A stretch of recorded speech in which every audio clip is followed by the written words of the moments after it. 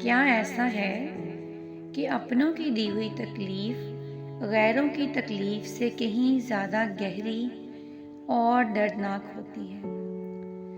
لیکن جب رسول اللہ صلی اللہ علیہ وآلہ وسلم اس تکلیف سے آزاد نہ ہو سکے تو ہم کیا چیز ہیں؟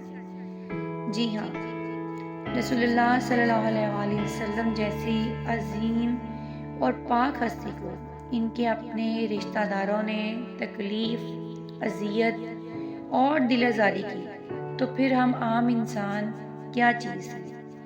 یہ فطری بات ہے کہ اپنوں کی باتیں انسان کے دل پر بہت گہرا اثر ڈالتی ہیں۔ کسی اجنبی کی سخت بات شاید ہمیں وقتی دکھ دے، مگر کسی اپنے کی کہی ہوئی بات انسان کو اندر سے توڑ دیتی ہے۔ رسول اللہ صلی اللہ علیہ وآلہ وسلم کو بھی دشمنوں نے نہیں بلکہ ان کے اپنوں نے زیادہ اذیت دی۔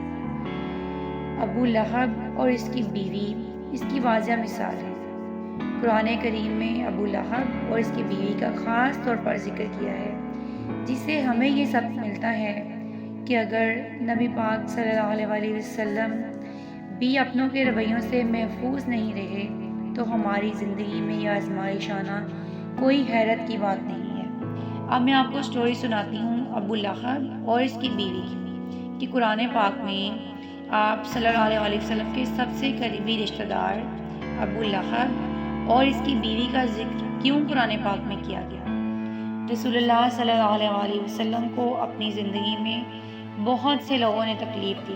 کسی نے پتھر مارے، کسی نے گالیاں دی، کسی نے مذاق اڑایا اور کسی نے ان پر کوڑا کرکٹ پھینکا، لیکن قرآن پاک میں ابو لہب اور اس کی بیوی کا نام لے کر ذکر کیا جانا اس بات کی طرف اشارہ کرتا ہے کہ اپنوں کی دی ہوئی تکلیف غیروں کی تکلیف سے کہیں زیادہ اذیت ناک ہوتی ہے۔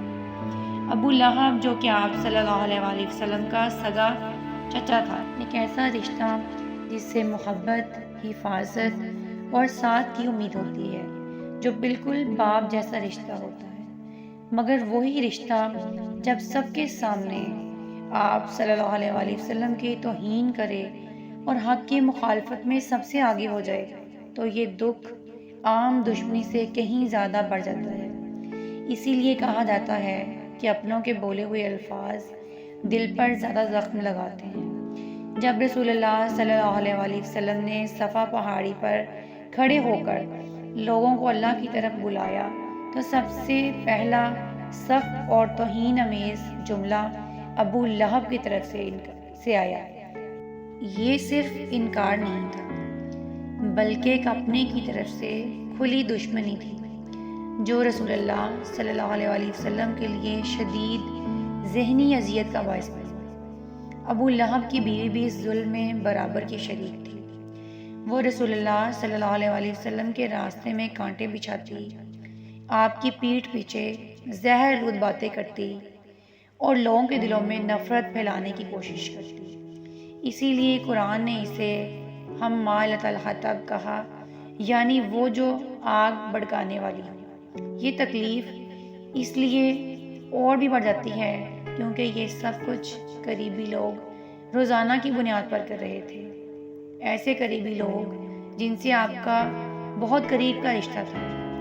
اللہ تعالیٰ نے ابو لہب کا نام لے کر یہ واضح کر دیا کہ رسول اللہ صلی اللہ علیہ وآلہ وسلم سے خاندانی رشتہ ہونا کسی کے لیے نجات کی ضمانت نہیں۔ جب دل میں دشمنی اور تکبر ہو تو قریبی رشتہ بھی انسان کو بچا نہیں سکتا۔ ساتھ یہ بھی بتایا گیا کہ رسول اللہ صلی اللہ علیہ وآلہ وسلم کو تکلیف دینا اتنا بڑا گناہ ہے کہ اس کا ذکر قیامت تک قرآن میں محفوظ کر دیا گیا۔ اس سب کے باوجود آپ صلی اللہ علیہ وآلہ وسلم نے صبر، برداشت اور اعلیٰ اخلاق کا مظاہرہ کیا، نہ بد دعا دی، نہ انتقام لیا، بلکہ ہر معاملہ اللہ کے سپرد کر دیا۔ اور ہمیں اس واقعے سے یہ سبق ملتا ہے کہ جب اپنے دکھ دیں، انسان کو تکلیف دیں تو انسان اندر سے ٹوٹ جاتا ہے، لیکن ایسے میں اللہ پر یقین ہو تو یہی دکھ انسان کو بلند مقام پر پہنچا دیتے ہیں۔ اسی حقیقت کو قرآن پاک ہمیں پہلے ہی سمجھا چکا ہے۔ اللہ تعالیٰ فرماتے ہیں، اے نبی، جو باتیں یہ لوگ کرتے ہیں وہ آپ کو رنج نہ دیں۔ مطلب کہ اللہ تعالیٰ یہاں پہ کلیئر کر رہے ہیں کہ انسان کی باتیں تکلیف دہ ہوتی ہیں، لوگوں کی باتوں سے ہمیں دکھ ہوتا ہے، ہمیں اذیت پہنچتی ہے اور ہم غمگین ہوتے ہیں، لیکن یہاں پہ اللہ تعالیٰ ہمیں دلاسا دیتے ہیں کہ جو لوگوں کی باتیں ہیں وہ آپ کو رنج نہ دیں، تکلیف نہ دیں۔ یعنی اللہ خود جانتا ہے کہ لوگوں کی باتیں دل کے لیے تکلیف کا باعث بنتی ہیں، اس لیے قرآن میں بار بار ہمیں صبر اور حوصلے کی تلقین فرمائی گئی ہے۔ اسی طرح ایک اور جگہ پر اللہ تعالیٰ فرماتا ہے، اور یقیناً ہم جانتے ہیں کہ جو باتیں یہ لوگ کہتے ہیں ان سے آپ کا دل تنگ ہوتا ہے۔ یہ آیت واضح کرتی ہے کہ دل کا دکھنا ایک فطری بات ہے، حتیٰ کہ رسول اللہ صلی اللہ علیہ وسلم جیسی عظیم ہستی نے بھی اس دکھ کو برداشت کیا۔ فرق صرف یہ ہے کہ رسول اللہ صلی اللہ علیہ وسلم نے اس دکھ کو صبر، دعا اور اللہ پر بھروسے میں بدل دیا۔ اسی لیے قرآن ہمیں صبر کی طرف بلاتا ہے، بس صبر کیجئے، بے شک اللہ کا وعدہ سچا ہے۔ یعنی جو باتیں قرآن ہمیں بتاتا ہے ان میں کوئی رد و بدل نہیں ہے، ان میں کوئی شک کی گنجائش نہیں ہے۔ بے شک اللہ تعالیٰ کی بات برحق ہے کہ لوگوں کی باتیں آپ کو اذیت دیں گی، آپ کو تکلیف دیں گی۔ اس میں انسان نے کیا کرنا ہے؟ تو اس کے لیے قرآن ہمیں بتاتا ہے کہ آپ صبر کیجئے اور اللہ پہ یقین رکھیے کہ اللہ آپ کے ساتھ ہے۔ اسی طرح ایک اور جگہ پر اللہ تعالیٰ فرماتا ہے، بے شک صبر کرو کہ اللہ صبر کرنے والوں کے ساتھ ہے۔ اللہ تعالیٰ ان لوگوں کے ساتھ ہے جو لوگوں کے رویوں کو، ان کی بری باتوں کو برداشت کرتے ہیں اور صبر سے کام لیتے ہیں۔ یہی وجہ ہے کہ ہمیں یہ سکھایا گیا کہ لوگوں کی باتوں پر دل کو دکھی نہ کیا جائے، ان کو دل پہ نہ لیا جائے، کیونکہ اگر ہم ہر بات کو دل سے لگائیں گے تو ہم ٹوٹ جائیں گے۔ صبر کا مطلب یہ نہیں کہ تکلیف محسوس نہیں ہوتی، بلکہ اس کا مطلب یہ ہے کہ تکلیف کے باوجود آپ درگزر کرتے ہیں، اللہ کے لیے آپ ان کو معاف کر دیتے ہیں، آپ اللہ پر یقین رکھتے ہیں۔ رسول اللہ صلی اللہ علیہ وسلم کی زندگی ہمیں یہ سبق دیتی ہے کہ اپنوں کی اذیت سب سے زیادہ درد دیتی ہے، مگر سب انسان کو ٹوٹنے نہیں دیتی، اور اللہ پر بھروسہ دل کو سکون عطا کرتا ہے۔ اسی لیے قرآن ہمیں بار بار یاد دلاتا ہے کہ لوگوں کی باتیں تمہیں اذیت دیں گی، لیکن تم پریشان نہ ہونا، تم صبر کرنا، کیونکہ انجام ہمیشہ صبر کرنے والوں کا ہی اچھا ہوتا ہے، اور اللہ بھی صبر کرنے والوں کا ساتھ دیتا ہے۔ کسی کا دل دکھانا، کسی کو ایسی بات کہنا جس پہ اسے اذیت ہو، تکلیف ہو، آپ کی وجہ سے کسی کا دل دکھے، یہ اتنا بڑا گناہ ہے کہ آپ امیجن نہیں کر سکتے۔ اسی پہ آپ کو ایک بات بتاتی ہوں، امام سفیان ثوری رحمۃ اللہ علیہ کہتے ہیں کہ مجھ سے ایک گناہ صادر ہو گیا جس کی وجہ سے میں 5 مہینے تک تہجد کی نماز سے محروم ہو گیا۔ وہ گناہ یہ تھا کہ ایک شخص رو رہا تھا اور میں نے دل میں کہا، یہ ریاکار ہے۔ آپ یہ دیکھیں، اتنی عظیم ہستیاں، انہوں نے دل میں کہا کہ یہ ریاکار ہے، تو وہ اپنی تہجد جیسی نماز سے محروم ہو گئے، اور ہم کسی کے منہ پہ اس کو ایسی باتیں کہہ دیتے ہیں کہ جو ہمیں زیب نہیں دیتی ہیں، لیکن ہم نہیں سوچتے کہ اس کے دل پہ کیا گزرتی ہوگی۔ اگر وہ اس تکلیف میں آ کے آپ کے لیے بد دعا دے دے آپ کو، تو آپ کہاں جائیں گے؟ آپ برباد ہو جائیں گے۔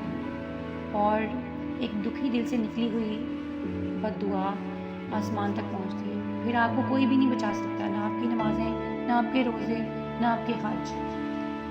لیکن ہم خود خدا بنے بیٹھے ہیں۔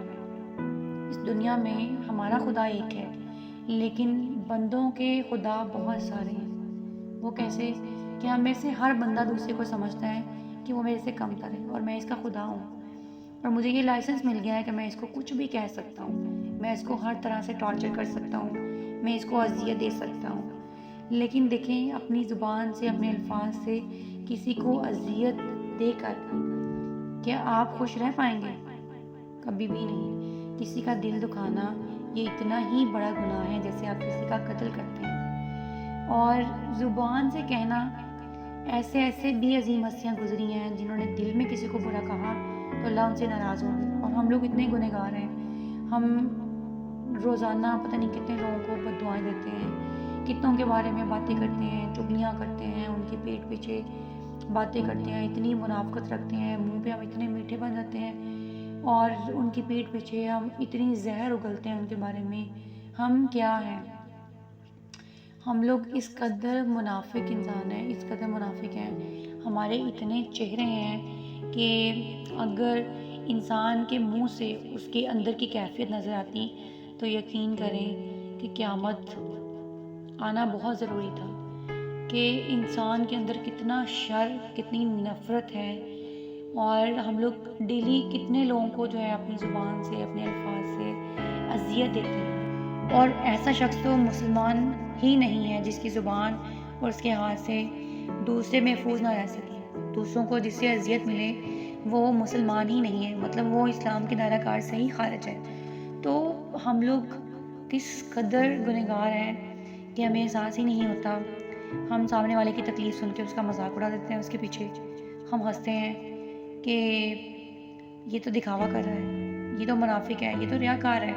کسی کی بات دیکھ کے جو ہے ہم فوری جو ہے اس پہ یہ ٹیگ لگا دیتے ہیں کہ یہ تو اتنا گنہگار ہے، یہ تو دکھاوا کر رہا ہے، یہ عمرے پہ جا رہا ہے، یہ دکھاوا کر رہا ہے، یہ نماز پڑھ رہا ہے، یہ دکھاوا کر رہا ہے۔ آپ لوگوں کو کس نے یہ سرٹیفکیٹ دیا ہے کہ آپ دوسروں پر ٹیگ لگا دیں کہ یہ فلاں شخص جو ہے وہ ایسا ہے، فلاں شخص ایسا ہے؟